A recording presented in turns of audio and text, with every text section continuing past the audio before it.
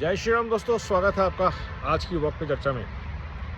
नए साल में मोदी जी सोमनाथ गए और 1000 साल से ऊपर की जो यात्रा है उसके बारे में चर्चा करी और सनातन के और राष्ट्र भाव के एकजुट होके आक्रांताओं से लड़ने की जो यात्रा है उसके ऊपर प्रकाश डाला।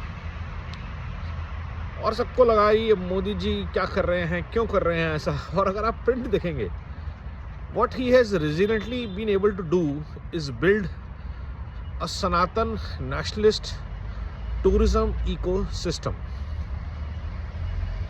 ये डेलिब्रेट अटेम्प्ट है भारत में ऐसी ऐसी जगहों पे जाके लोगों को बताने का कि देखो भारत में कैसी कैसी जगहें हैं जो आपने देखी ही नहीं है आज तक, और उन जगहों को रिवाइव करने का, वहाँ पे टूरिज्म अपॉर्चुनिटीज़ क्रिएट करने का। और ये सनातन और नेशनलिस्ट टूरिज्म जो है, स्टैचू ऑफ यूनिटी एक बहुत बड़ा एग्जांपल है। वाराणसी, अयोध्या हमने देखा, सोमनाथ हमने देखा, और अब हम देख रहे हैं कि नए साल में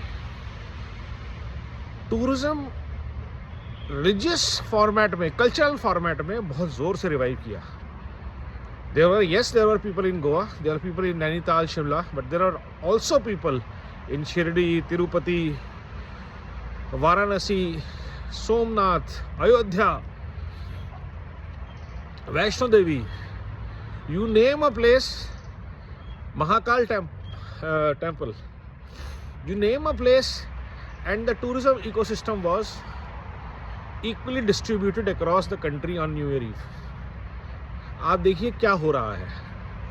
और ये जो टूरिज्म है ये 5 स्टार होटल्स को ही फीड नहीं करता, ये टूरिज्म फीड करता है छोटे छोटे होटल्स को, बजट होटल्स को, धर्मशालाओं को, ढाबों को, रिक्शे वालों को, छोटी दुकानदारों को, और वेल्थ शेयर करने की अपॉर्चुनिटी देता है भारत के लोगों को कि आप कुछ अच्छा भी कर रहे हैं, देश देख भी रहे हैं और देश में अपना पैसा भी खर्च कर रहे हैं। और जब ये अपॉर्चुनिटी क्रिएट होती है तो आपको एक चॉइस मिलती है जो पैसे वाले हैं कि वियतनाम होए या बनारस चलें।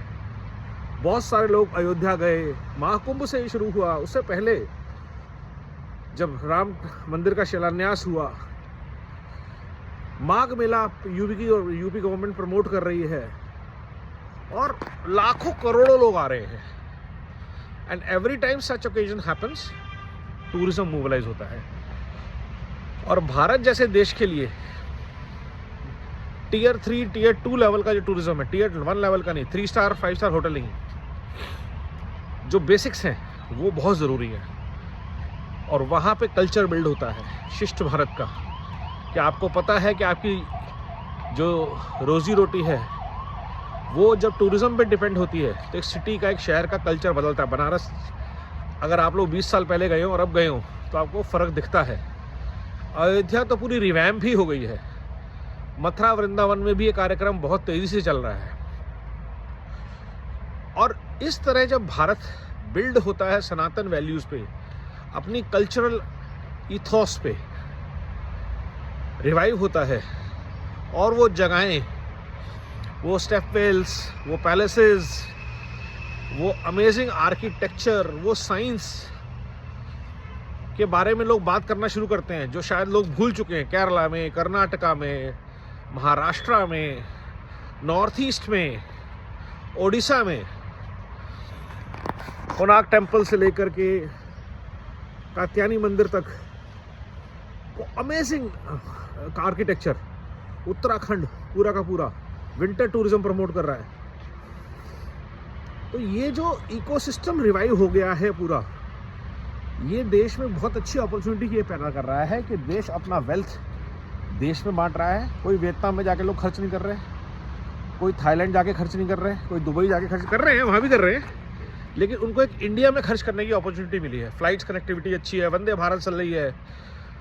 नॉर्थ से साउथ जाना है तो फ्लाइट से जाइए, नॉर्थ से वेस्ट जाना है तो वंदे भारत भी ऑप्शन है आपके पास। सारी ट्रेन फुल हैं, हर वीकेंड पे फ्लाइट्स दबा के चल रही हैं। तो ये जो 140 करोड़ भारतीय हैं, जिसमें से 30 से 40 करोड़ लोग, जो कि यूरोप की पॉपुलेशन से ज़्यादा है, अपने आप में जो भारत के धन संपन्न लोग हैं वो विश्व की चौथी पांचवी पॉपुलेशन सेगमेंट है। इन लोगों को मोटिवेट करना, ड्राइव करना, अपॉर्चुनिटी देना कि आप जाइए, फैमिली के साथ टाइम स्पेंड कीजिए, अपने पेरेंट्स को लेके जाइए। I think it's a very very wise idea. राष्ट्रवाद और धर्म संस्कृति के पुनर्जागरण के साथ साथ भारत को वेल्थ